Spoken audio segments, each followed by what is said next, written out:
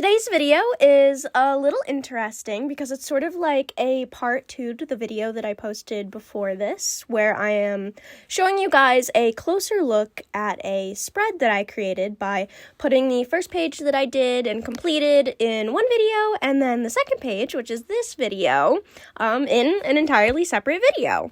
And that's not really something that I've done before, but I was really proud of this page, and I just kind of wanted to show you guys a slightly less sped up, more personal view of how long it takes me to create a sketchbook, because even though this is sped up by like times 3 or 4, it's still 20 minutes and it's just one page. And this sketchbook, sometimes it took a while to complete my spreads, but despite that, I was really, really happy with this one, and I just wanted to take a little bit of extra time and show it some love. So if hearing me chat about this page and what I liked so much about it, and I don't know, just what I was able to create on it sounds like something you would enjoy, I'm Rory. Feel free to call me Rory. If you're new around here, hi, hello, how are you? If you're not new around here, because apparently there's 100 of you, what is up, my dudes? I am very excited to get into this video. As I just mentioned, I just recently hit 100 subscribers, which is kind of neat. It's hilarious because you see people hitting millions and if not that, still like tens of thousands of subscribers and having those milestones. So it is actually kind of neat to be able to have a milestone of my own. I was going to create like a community post about it, but it seems like on YouTube you can't create community posts until you hit 1,000 subscribers. Which, there are so many things in the, YouTube behind the scenes that just, they're not really talked about, and no one really tells you, so then you kind of hit this speed bump, and you're like, what the hell is happening? Why can't I do this thing? And you have to, Google 30 different things to finally find the answer, because a lot of it is just not super transparent, which I've found incredibly strange. As I get a little bit, hopefully a little bit bigger, one of the videos that I want to kind of create once I have a bit more of a platform is chatting about how I started this channel and being incredibly transparent about the difficulties that I had and the things that really confused me, and kind of just to be able to spread some knowledge on some of the intricacies of starting a YouTube channel, specifically an art one. Because there are so many things like the tags and the way that you title your videos and the descriptions, the community posts or the lack of them, and so many things you don't have access to. I can't control the ads on my videos, but I know I've watched YouTubers talk about being able to place their own ads, and I have no idea how to do that or when I'll have the ability to do that. I can't seem to find it anywhere. That's not something I've Googled yet because it's just not a concern of mine, but it's definitely just a little off-putting to have such a limited amount of knowledge, and even on my content creation screen, I can't find the answers to some of these questions. So eventually I'd love to be able to make a video dedicated to kind of talking about the things that I've learned as I get more access to these sort of larger creator-specific things on YouTube, and I'd love to create kind of a little informative video talking about behind-the-scenes YouTube stuff that a lot of people don't, or at least I've never really seen a video on. I thought that starting a YouTube video was going to be a lot more daunting. I don't want this description of not knowing a lot to off-put anyone who wants to create their own channel. It was pretty straightforward. You create your little logo, you can have a little bit of a brand, you set up your channel just by plugging those photos in, and then there's a little icon in the top corner that says create. You click on it and you can upload a video. And personally, I use CapCut, the free desktop version, for all of my editing and everything, and personally I really like it. I've used Adobe softwares. It was part of my degree as a VCD or graphic design student. I chose to learn about video editing and audio mixing and all kinds of stuff like that. By that, I guess I mean I learned a little bit about just how to compose videos, how to add sound and sound effects to your videos. I became incredibly familiar with a couple Adobe softwares. What's the one called? So one's Adobe Premiere, and then you have There's one like media encoder that helps you like change the format, or I didn't learn like the technical terms, so it changes like the video format, so you can like export something instead of it being an MP4 as an HVEC or a million other types of video formats that I'm not super familiar with. We predominantly just used MP4. But all of that to say that I am familiar with how to create videos, as it was something that was a part of my degree, or could be, and I did choose to make it a part. So I was already a little bit well versed in how to use editing software, and I love CapCut. It is so much better than Premiere in terms of like, and there's another one. There's an audio, and I can't remember, it's not Audacity, I don't think, or maybe it is. But anyways, I love CapCut. It's the sound and video editing all smushed into one, and it's incredibly easy to use. You can just drag and drop. Oh, there's my cat. Hi, Ruck. You can drag and drop your exported videos. Personally, I just use my phone to film, so I just airdrop them onto my MacBook, and then I drag and drop them into this little area on the screen in CapCut that says import, and from there you just drag your video files and put them on the bar sitting below where you can see your video footage, and you kind of just start. It has this lovely like snapping ability where all of your clips in a specific row snap together really nicely, so if you cut something, you don't have to move every individual piece, which was something that I had to do in Adobe Premiere. Maybe I just didn't know how to turn on this clip snapping, but either way, I've loved that.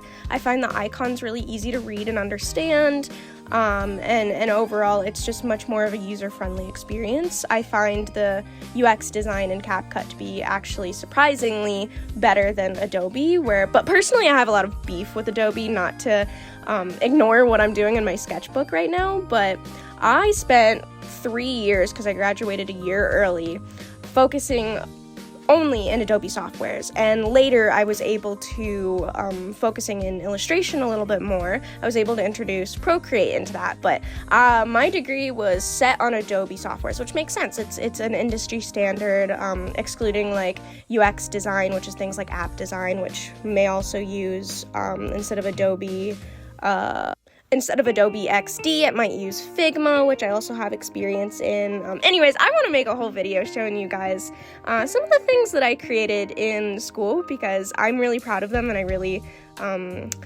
love what I was able to learn and create. And even though there are things that I look back on and I'm like, I really loved this at the time, but I feel like I could do better now, I kind of want to share my design experience with you guys, and I also want to put it out there into the world, because I don't want to neglect my design experience. I'd love to be able to get to a point where I can create posters, or, you know, for like art events, and I want to be able to hopefully set up a shop where I can like sell at, what are they called, like markets and things like that, and I'd love to be able to use my experience to make that just as awesome as it could be, and so I'm just gonna go ahead and redirect back to what I was saying about just the fact that CapCut is a really user-friendly video editing software. It's really easy to use, and there are lots of videos that are not just full of crap like Adobe's videos are, showing you exactly what you need to, get set up and start video editing. So,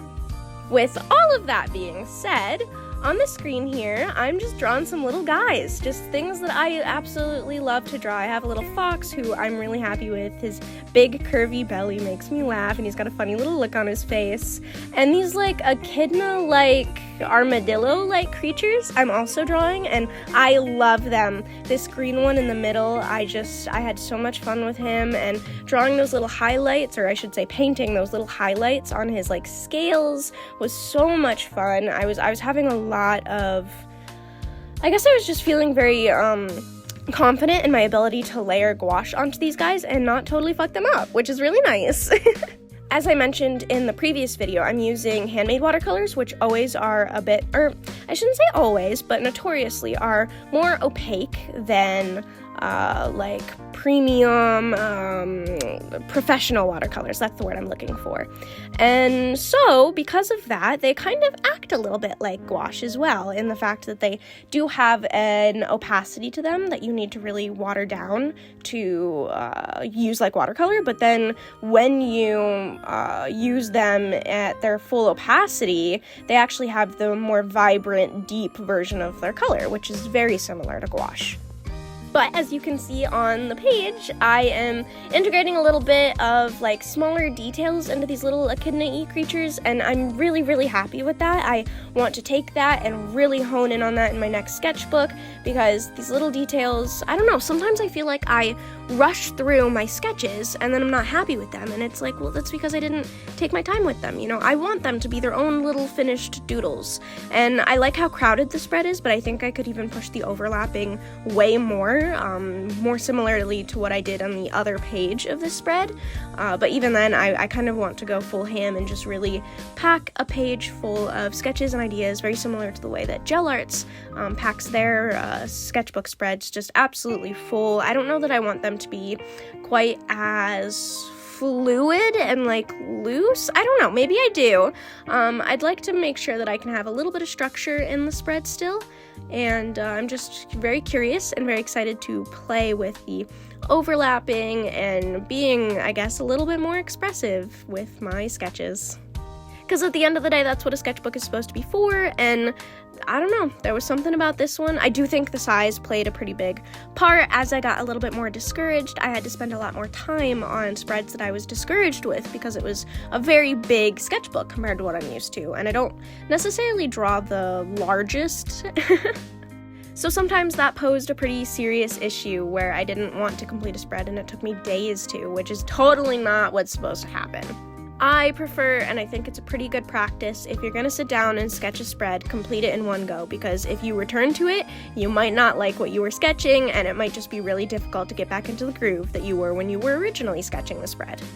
And of course there's, you know, the nature of like a watercolor sketchbook, where I'm not just sketching in graphite or colored pencil, but I'm also layering over top with all kinds of other mediums to bring life and color to the sketchbook, because that's what I want to do, and I'm trying to get better at painting, and how else are you supposed to do that if you don't use a sketchbook to do so? I'm never, at this point, upset with the sketches that I've created. It's always the way that I've painted them and rendered them that can be very disheartening to me. I definitely feel like I am still learning how to paint, for sure. In comparison, I've mentioned this in past videos, but I've been probably sketching for nearly a decade now, and my degree actually gave me a ton of practice in really quick fire iterations and things like that, so sketching is an absolute no-brainer to me. But painting is something that I've only been seriously doing for maybe 3 or 4 years, and at that, at the level that I'm doing right now, making videos and content and kind of having more of a reason to paint, I've only been doing this for 6 months as consistently as I am. But most of the last 3 years was dedicated to my college and my degree, so it makes sense that I wasn't putting as much time into painting. I did complete probably 4 or 5 sketchbooks throughout my degree, and those are sketchbooks completely unrelated to the content that I was making in relation to my projects and homework and things like that. But I'm definitely painting at a more fast-paced rate than I'm used to. I don't even remember what point I was actually trying to make. I feel like I'm rambling a smidge. Basically, I really am excited to go into this next sketchbook. I've been maybe a little under 2 weeks now. I've just been kind of waiting. I want to use art supplies I'm going to get for Christmas. I know I've mentioned this a few times in videos, so I'm waiting till I get that art supplies to start my sketchbook, because I know that will also make me really excited to get back into traditional media. And it's been nice to kind of focus on some Procreate paintings and things like that, which you guys will see in future videos. Focusing for a moment on what I'm doing currently in this page, I have moved the camera down to the bottom corner, and I've started on the last set of sketches for the entire spread, let alone this video, and I am really happy with them. I've got a couple noodly boys, I've got a fun chicken in the bottom right corner, and some more owls that I really like, and I end up just continuing with the same color scheme of these like burnt oranges, burnt siennas, this like weird, it's called Dutch green from Jasper Stardust. I know I've mentioned his content before, and he has a shop on Etsy. It's very popular and very successful, and rightfully so, because I love the colors that he makes. I guess I shouldn't assume. I think that their profile picture is of a masculine presenting person, but I shouldn't necessarily assume he, so I'm just going to say they and try and remind myself to say they. But I love their paints. I think they're a lot of fun. They tend to be a little bit more opaque than other watercolors that I've bought from creators on Etsy, but personally I don't mind that. I use them very similarly to gouache, and just the pure expansive color range that they have is so cool. It makes buying the paints completely worth it, even if they're a little bit opaque. Oh, and then of course this like dusty pale yellow color, one of my favorites. I'm hoping that one of the things I've gotten for Christmas is actually a pan of like buff titanium from Schminke or Roman Small, which you can get on Jackson's Art Supplies. I don't know if you can get them on Blick. I'm pretty sure it's purely just Jackson's. But I am very excited to have a buff titanium because I'm pretty sure that's like the exact pale yellowy color that I love so much from this particular palette from Jasper Stardust. So I'm like, I'm so excited to have it in like my official professional watercolor palette. Also, shout out to the round owl dude on the left spread with the two different eyes. I think that he is very goofy looking and he's making me laugh a little bit while I am doing this voiceover. Again, if you'd like to see how I created that spread and went about completing it, I have a video that will be posted before this one, so it's already up on my channel if you'd like to check that out. I think that's like the first time I've ever kind of shouted out a video that I've posted, and it felt kind of strange, but it was also very YouTuber-y of me, so I guess I'm okay with it. I was having some fun with some fluid shapes. I was just kind of painting them without wanting to have an outline of any kind on the little blobs coming out of this chicken's mouth.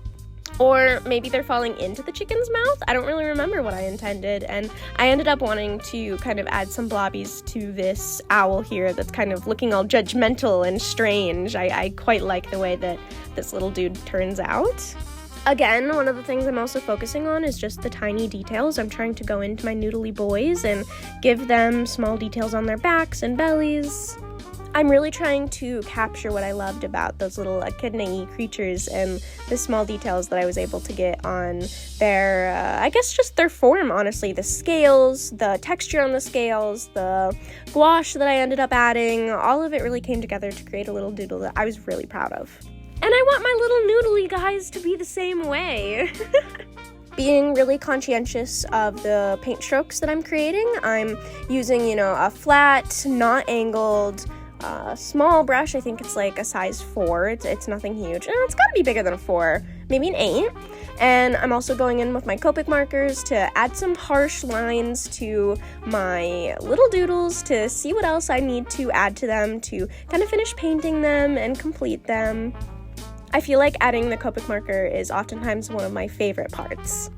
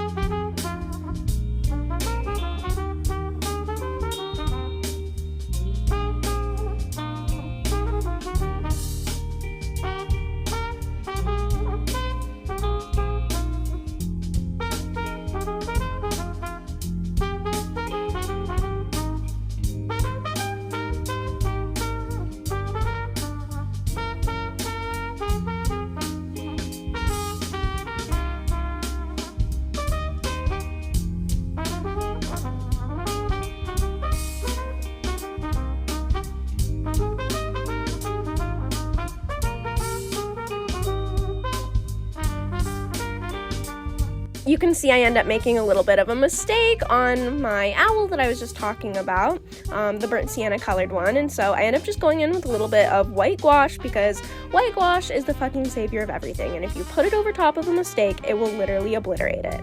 It'll be gone and totally cover it up in no time, maybe with 2 layers. You might need 2 layers depending on your gouache, but still awesome. Very handy to keep around.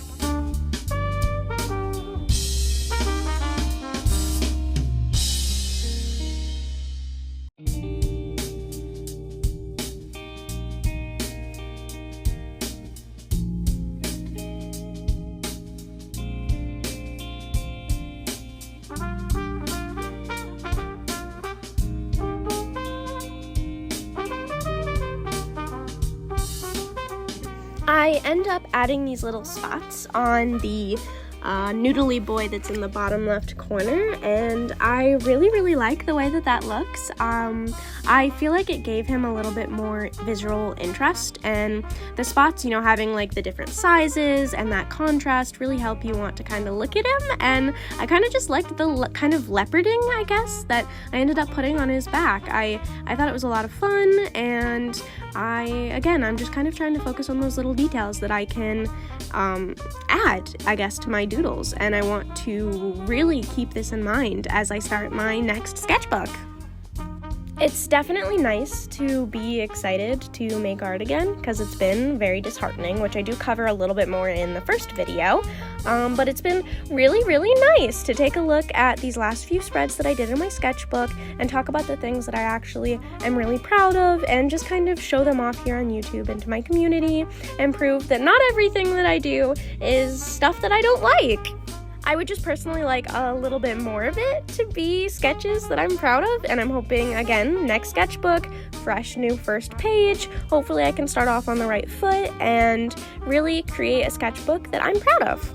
The one thing I will say about this one is that it's definitely an art journey. I'm really excited to, I say that a lot, but it's because I'm excited to talk to you guys about what I created through the sketchbook and just do a little sketchbook tour and just, I guess, chat about and show you guys the progress that I've made, because it's been really apparent and really cool to me to watch in these videos the progression of my sketches and my sketchbook, and so I'm kind of very excited to see, kind of just flipping through it, the progress that I've made, even though I haven't been very satisfied with the spreads that I've been making lately. And with these final touches, that is the completed spread. I am, as I've expressed throughout this whole video, very happy with this spread. I feel confident in my ability to create art that I actually like, which is exciting for a change. And I don't really want my channel, you know, to be about only talking about what I don't like about my sketchbooks or what I'm struggling with, but it just so happened that towards the, the end of this particular sketchbook, I was getting very discouraged, and I found that in my videos, I wasn't sure what to talk about or what to say because I was really unhappy with the entire spreads, even though there were individual doodles that I was happy with.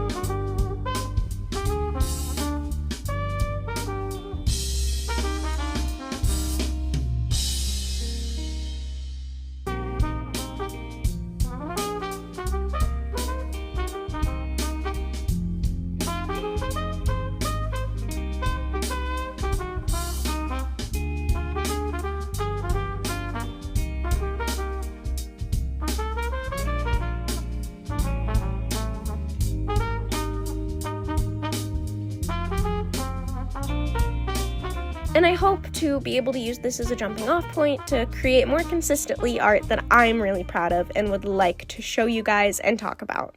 So if you've made it this far into the video, thank you so much. If you're one of the 100 people who've subscribed to me, I really want to say thank you. I feel like I was just saying thank you about hitting 80, and so it's really exciting to have this jump to 100 and to have that many people want to be a part of this. Whatever this ends up being, I suppose for now I'll call it my art journey.